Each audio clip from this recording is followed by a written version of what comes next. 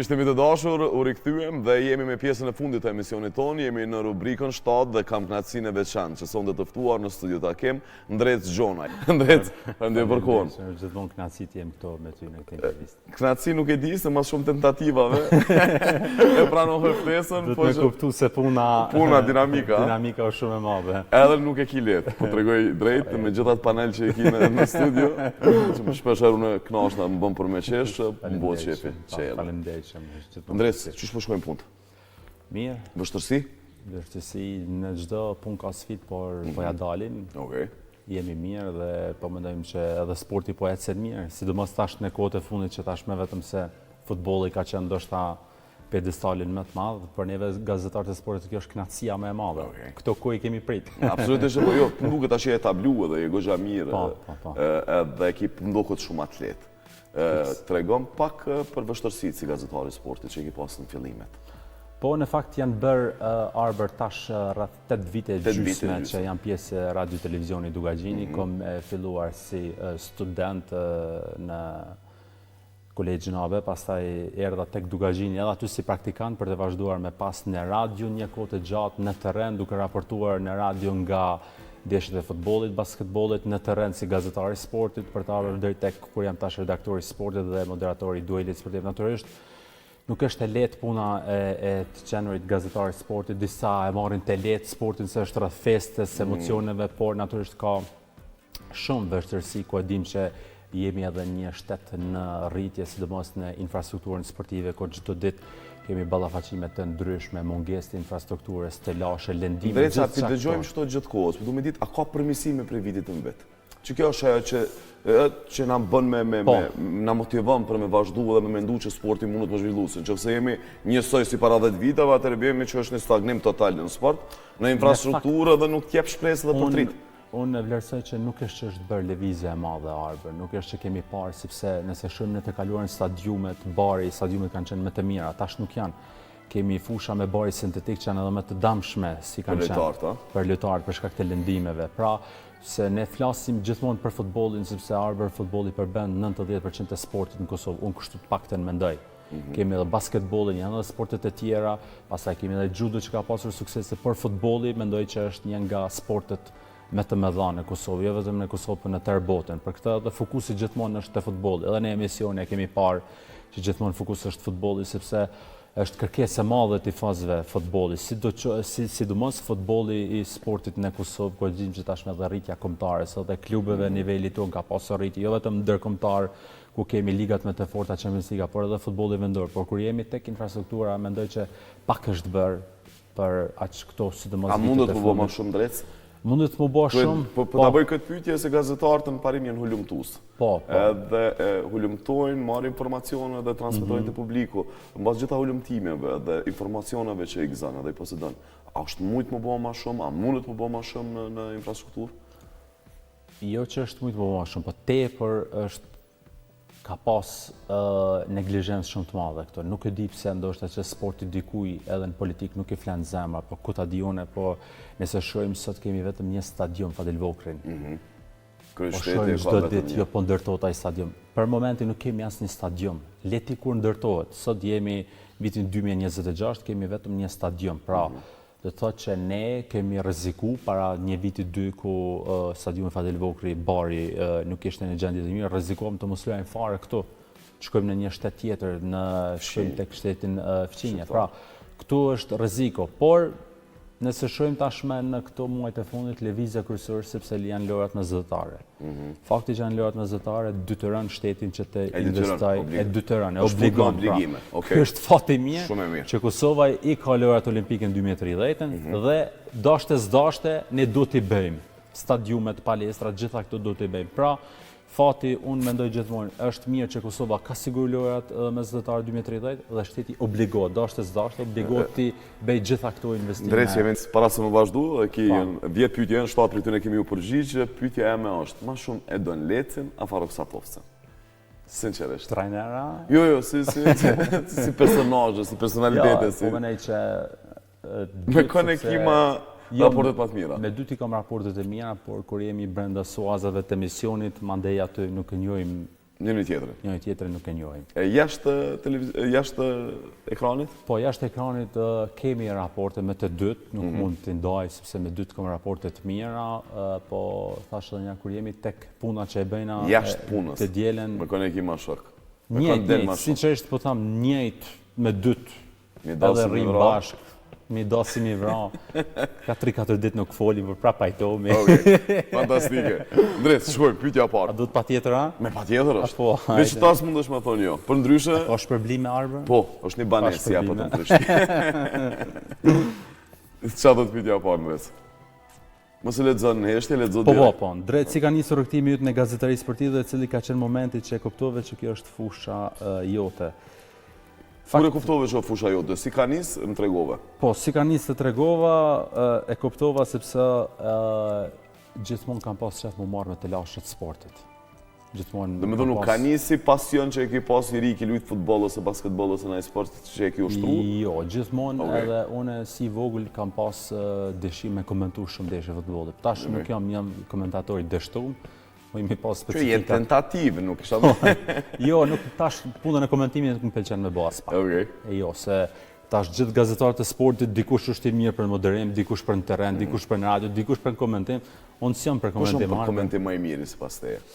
Jemi Qeki. këtu në këtë institucion është Arben Berisha, Berisha. po. Ai që është njëri nga komentatorët më të mirë që ka Kosova dhe më më korrekt, profesional. më profesional, Po, më pikërisht. profesional dhe mendoj që të gjithë ata gazetarët ose komentatorët e ri të sportit në Kosovë që dëshirojnë një ditë më bëhe kanë idol Arben Berishën.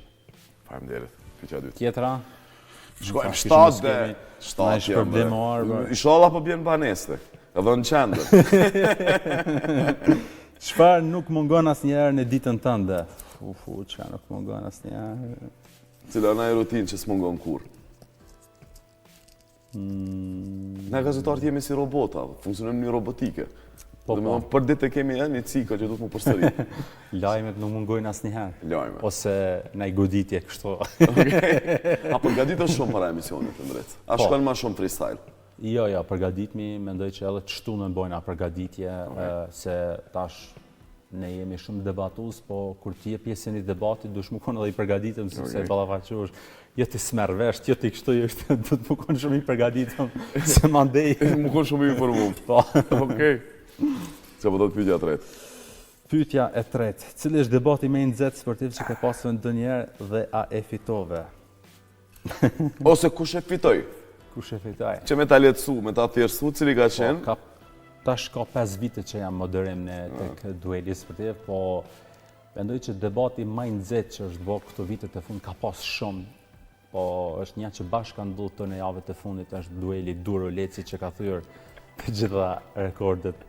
Oqa Goli Duro, ai ka thyer të gjitha rekordet dhe je keq për Lecin, po Duro ka fituar. Duro e fitoj. Duro ka një element që është vërtet. Ka element. Ishte natën e tij në formën e Natën e tij. tij, batutat i ka pas epike. Tash është shumë shpejt part 2 kush e Ka fiton. me qenë edhe pjesa Po, dyta? ka me qenë edhe pjesa 2, shumë shpejt do të jetë pjesa 2 do të jetë. A mundet me ndodhë që na njoni me hezitu më ardhë? Me refuzu si ftesë? Mundet me hezitu Leci, Duro e ka konfirmu pjesëmarrjen. konfirmu. Po, tash na mbetet tek Leci, me qenë se Leci është i rregullt, nuk guxon me mungu. Po ai mundet me gjetë justifikim. A ka ndonjë sportist që ke intervistuar dhe të ka befasuar krejtësisht ndryshe nga sa e imagjinoje? Po, ka qenë Jürgen Oldedaj, bokseri, Okej. se kur e kam pa në pamje, dyqysh prap një përshtypje tjetër, por kur kam pas rastin më intervistu nga afër, kam pa që është një krejt tjetër karakter nga ajo që kemi vënë, ndoshta e kemi edhe çështjen e boksit, se këta të vështirë të goditin e kështu, po është Jürgen Oldedaj që tash është kampion, i pari kampion shqiptar në kategorinë e tij. 4, shkoj me pyetjen e 5. Po.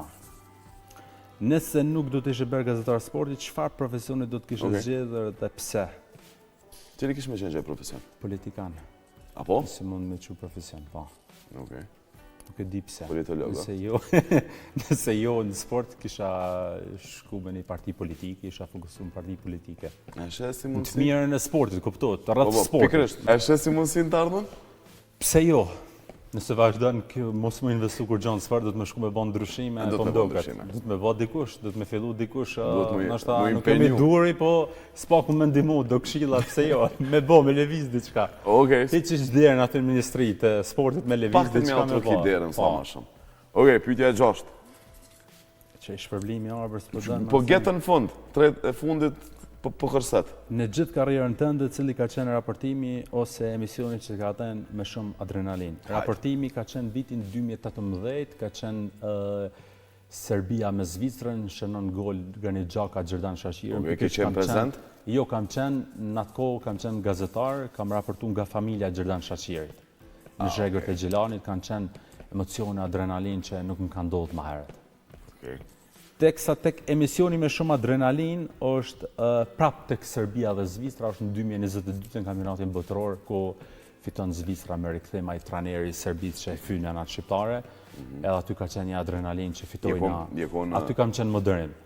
Aty kam qenë moderim, pra në dy rastet lidhet Serbia me Zvicrën, sepse kanë qenë emocionet papara, por edhe është e fundit kjo me Slovakinë, edhe aty kanë qenë emocionet jashtëzakonshëm, sepse ishte në pyetje Kosova, ishte vetëm 90 minuta larg një kampionati botëror, dhe sa për një emision që na kanë lëshu krejt për tokë, që thojnë është me Turqinë. Aty më nxit se kena nisë emisioni. Drejt, cila ndeshja më që të ka jap emocionet më të mëdha që e ke kujtesë, po ta bëj edhe ç't pyetje, më shumti që të ka jap emocion. Mas shumti është e Kosovës në Republikën Çeke në vitin 2000, tash nëse s'ka bëj 18-19, në stadiumi Fadel Vogri që fitoi na 2-1.